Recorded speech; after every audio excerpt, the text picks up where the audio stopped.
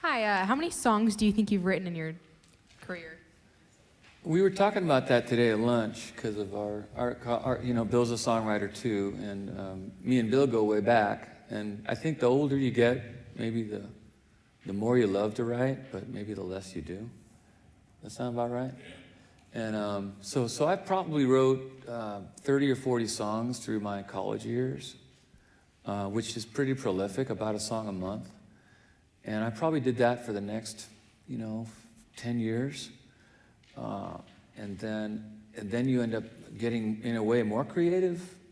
And you write this and you write that, and you end up with a shoebox, and you end up with another box of ideas and half songs. So I probably have 120 or 30 songs that I learned and wrote start to finish that I could play out, I can't remember them all now. And then I probably have another 150 half songs laying around waiting for me to go finish them. That's probably where I'm at with that. Yeah. Sound about right? Yeah. Mm-hmm. I would think that's probably true. One of the things that I have also observed, and you kind of alluded to this earlier about you over the years, is that you have this sort of unbridled enthusiasm for life, and you seem to find the joy and optimism in a lot of situations that others might look at with fear and trepidation. And I'm remembering, and sometimes it comes out, I think, in your songs. And so remember something about a trestle? Oh yeah, that's another one from the childhood days. Yeah. I can play that for you. Will you? Yeah. You want to tell a story? Sure. So I would say that I wrote a lot of fiction more recently, right? There's a little truth in all of the fiction, Typically, you're writing about and a little yourself. fiction and all the truth, too. There you go. Yeah, fiction and all the truth. It's a blend. But I was really into writing my history when I first, because that's, if you know the story, you know how to tell it. You know all the details. You don't have to make anything up. And this is a true story. I actually wrote this song, and I'm going to be touring in Pennsylvania pretty soon. I'm going to be there next month again. And I think I was in Maryland at the time I wrote this. And in fact, our mutual friend, Tom Prasad Rao, I was hanging out with him quite a bit back there when I wrote it. I wrote it in the Panzer's upstairs living room, and I played it that night. And it's a song that would have been not a very fun song to write had it turned out differently. And if it had really been turned out differently, I wouldn't have been able to write it at all because I would have been dead. So I grew up in this train town, and me and my buddy Rob were up on the trestle together. Like we'd been up on that trestle 100 times, Who'd have thought a train would come? You guys know what a trestle is? Train bridge. Trestle is a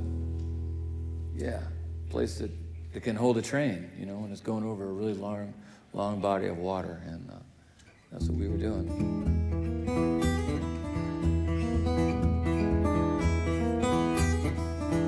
True story.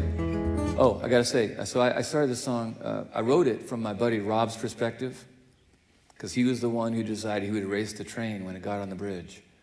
I was a year older than him, and I was faster than him. And he was the one who decided to race the train. And I hung off the edge of the trestle, waiting for the train to go by me to shake me off or suck me in.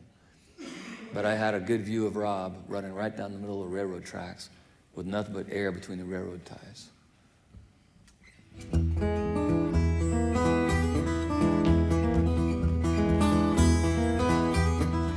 Well, I'm 2 feet ahead of the train, didn't hear the whistle, train's on the trestle, running from a life I'm too young to die, caught in the middle, train's big and I'm little, and I'm 2 feet ahead of the train.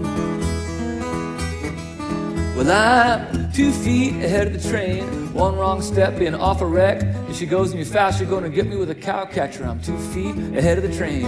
I'm a little worried, but I can't complain, cause I'm 2 feet ahead of the train. Think about that. You're not in front of it, where are you?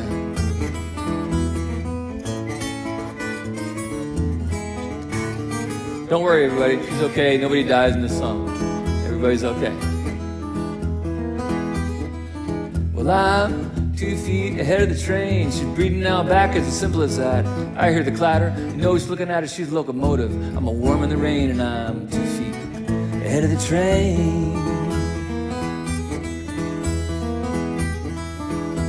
Well, it's a one-way bridge, no putting on skids. She has a mercy for a stupid little kid. I'd go to hell for all things I did.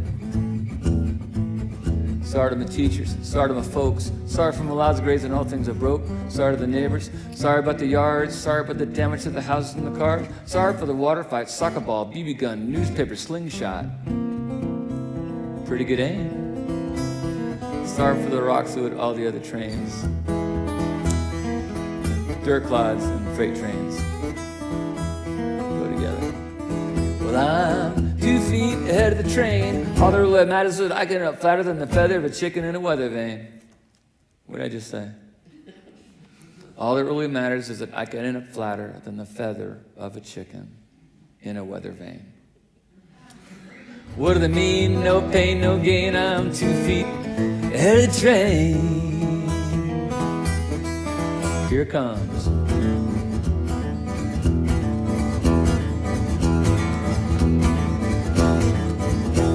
Now if I can make it off, I'll tumble on a cop. Better never take my life again. Never live as old my Thomas handed to me on a platter. Happy with the trough. Happy to be alive. Happy if I stay 2 feet.